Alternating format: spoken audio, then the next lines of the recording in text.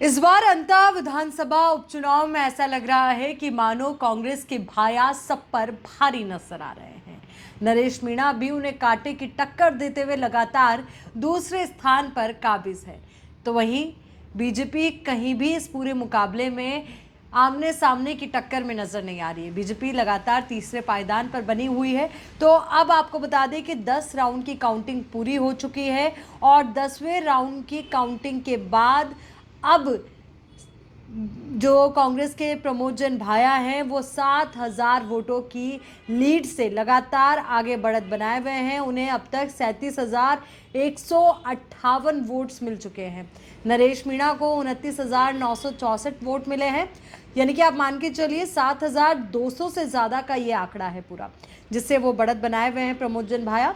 तो वही बीजेपी के मोरपाल सुमन 26,932 वोटों के साथ तीसरे पायदान पर लगातार काबिज है। 10 राउंड की पूरी काउंटिंग है जो कंप्लीट हो चुकी है और 10वें राउंड के साथ ये बड़े नतीजे, बड़े आंकड़े हमारे सामने। पर ये रुझान है, नतीजे नहीं। अब इंतजार कीजिए क्योंकि टोटल 20 राउंड में काउंटिंग होगी। अभी सिर्फ 10 राउंड की काउंटिंग हुई है और अब तक करीब 97,177 वोटों की गिनती पूरी हो चुकी है। अब तक लगभग मान के चलिए 97,177 वोटों की काउंटिंग जब पूरी हुई है तो अभी इससे भी ज़्यादा वोट जो हैं वो काउंट होने हैं, क्योंकि 10 राउंड के ये परिणाम हैं और 10 राउंड की काउंटिंग के साथ ये बड़ा जो बढ़त यहाँ पे मिली है प्रमोद जन भाया को। और नरेश मीणा लगातार दूसरे स्थान पर है।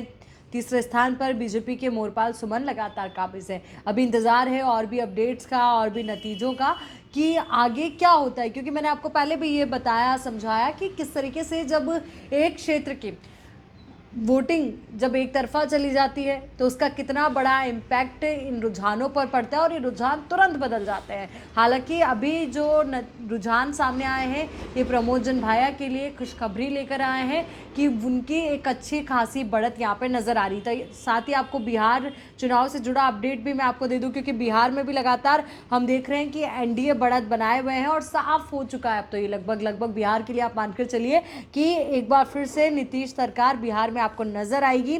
और सबसे बड़ी बात, जो इंडी अलायंस है यानी कि जो महागठबंधन है वो कहीं भी इस पूरे मुकाबले में एक अच्छी पकड़ के साथ नज़र नहीं आ रही, क्योंकि मैजिक नंबर जो है वो 122 है।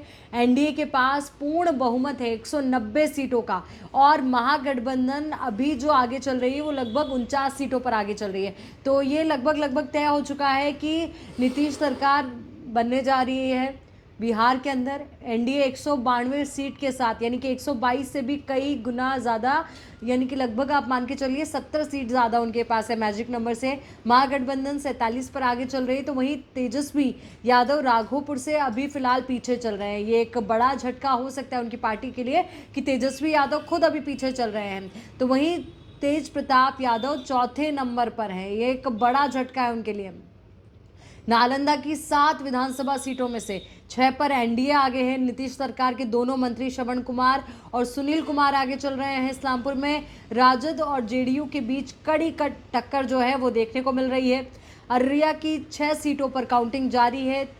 3 लेयर सुरक्षा में गिनती की जा रही है। जोकीहाट और अररिया सीट पर कांटे की टक्कर है। तो वहीं मधेपुरा की 4 सीटों पर काउंटिंग में जेडीयू आगे नजर आ रही है। तो वहीं बीएनएमयू के नॉर्थ कैंपस में काउंटिंग की जा रही है। 14 टेबल्स वहाँ पे लगाई गई है। तो वहीं समस्तीपुर जिले की 10 विधानसभा सीटों पर मतगणना जारी है। तो लगातार जो मतगणना है वो काउंटिंग जो है वो जारी है। पर हाँ, ये अब तय हो चुका है कि बिहार में अब एक बार फिर से नीतीश सरकार जो है वो आने वाली है। हालांकि अब इंतज़ार परिणामों का है, क्योंकि रुझानों ने तो स्पष्ट कर दिया है। और अंत में लगातार हम अपडेट दे रहे हैं कि प्रमोद जन भाया बढ़त बनाए हुए हैं। 10 राउंड की काउंटिंग पूरी हो चुकी है और 10 राउंड की काउंटिंग में प्रमोद जन भाया 7,000 से ज़्यादा वोटों से बढ़त बनाए हुए हैं।